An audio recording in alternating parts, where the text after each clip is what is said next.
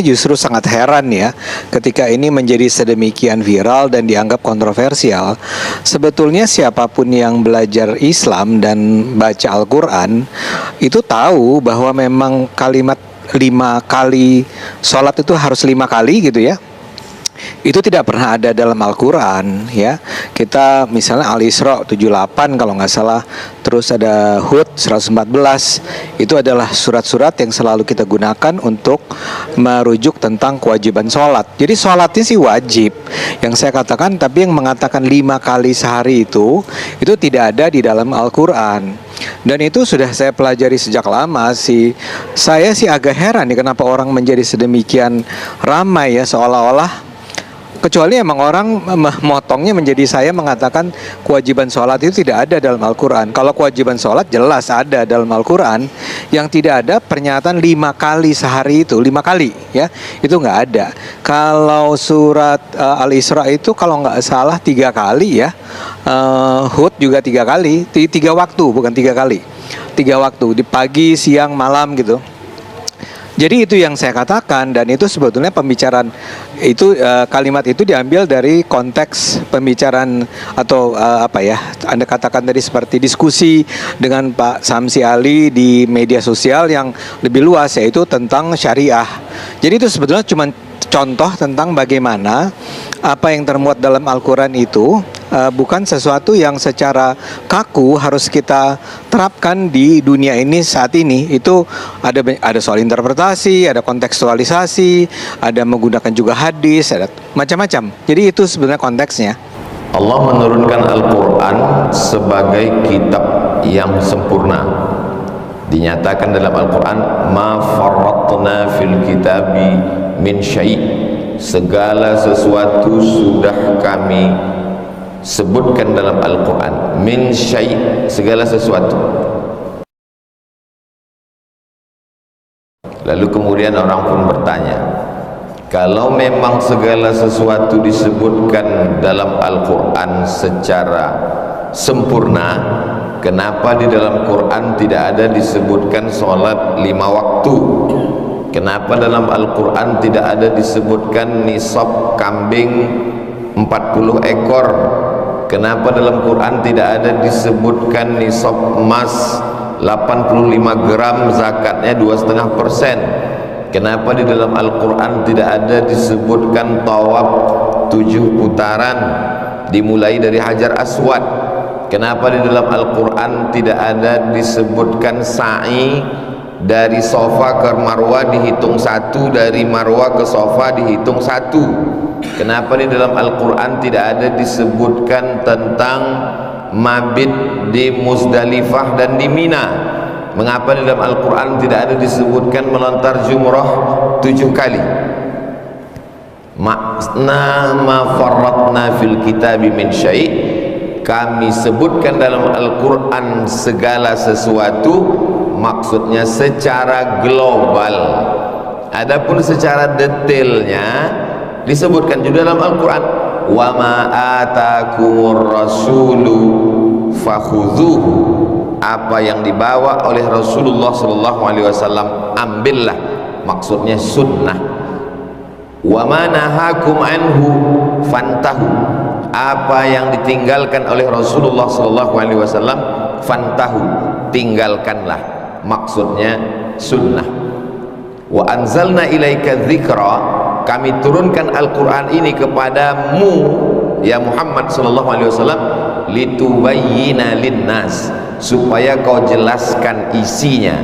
Penjelasan dalam Al-Quran yang secara global itu, penjelasannya yang secara detail itu disebut dengan sunnah Rasulullah SAW. Ambil contoh tentang sholat. Alif Lam Mim, dzalikal kitabu la raiba fihi hudan lil muttaqin alladzina yu'minuna bil ghaibi wa yuqimuna as-salata wa mimma razaqnahum yunfiqun. Al-Quran hanya menyebutkan alladzina yuqimuna as-salah. Dalam ayat lain wa aqimus salata. Dalam ayat lain aqimis salata li dzikri. Tak ada disebutkan salat 5 waktu. Lalu dari mana datang sholat subuh, zuhur, asar, maghrib, isya? Perbuatan yang dilakukan Nabi SAW selama sepakat 10 tahun di kota Al-Madinah Al-Munawwarah, dilakukan oleh Nabi, dilihat oleh sahabat, dilakukan oleh sahabat, dilanjutkan oleh tabi'in, diteruskan tabi'in, sampailah kepada umat Islam hari ini secara mutawatir. Kalau dilakukan oleh satu orang namanya ahad, dilakukan oleh 2 orang namanya aziz, dilakukan oleh 3 orang namanya masyhur, dilakukan oleh 4 orang, 10 orang, 100 orang, 300 orang, yang orang-orang itu mustahil untuk berdusta, maka disebut dalam ilmu hadis dengan istilah mutawatir.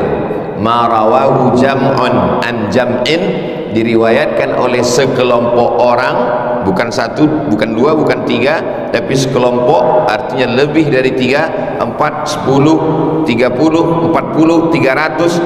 Ma rawahu jam'un, diriwayatkan oleh sekelompok orang, an jam'in, dari sekelompok orang, yastahilu tawatuhum 'alal kadhib, yang mereka itu mustahil berdusta. Al-Quran menjelaskan secara umum, dijelaskan oleh perbuatan Nabi Muhammad SAW secara khusus, tapi Nabi pun tidak ada menyebutkan bahwa solat itu rukunnya 13. Solat rukunnya 13. Rukun yang pertama adalah niat, rukun yang kedua adalah membaca Al-Fatihah. Nabi tidak ada jelaskan itu, dalam Al-Quran tidak ada, dalam hadis Nabi pun tidak ada. Lalu ulama menyusun. Dari mana mereka menetapkan bahwa niat itu adalah rukun? Innamal a'malu binniyat wa innama likulli imri'in ma nawa. Faman kanat hijratuhu ila Allah wa rasulih fa hijratuhu ila Allah wa rasulih. Faman kanat hijratuhu ila dunya yusibuha aw imra'atin yankihuha fa hijratuhu ila ma hajara ilaih. Siapa yang hijrahnya, tapi hadis ini bukan tentang sholat, hadis ini tentang niat hijrah.